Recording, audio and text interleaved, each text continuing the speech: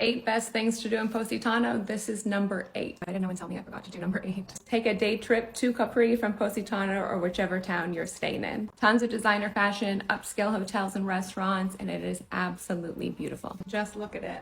Here's some more of what it looks like.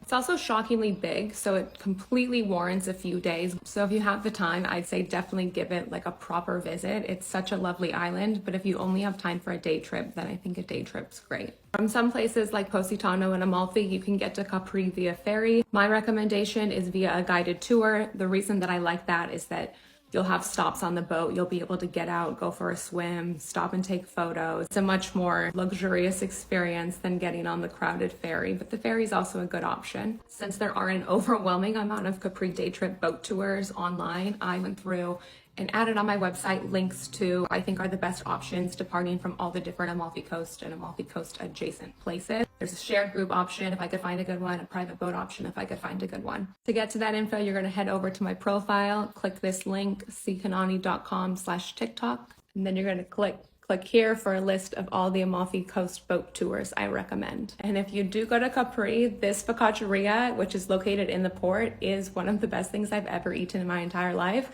Get some to eat and then get some to take home with you. We were revolving our entire 3-day Capri trip around this place. That is how good it is. Do not miss it.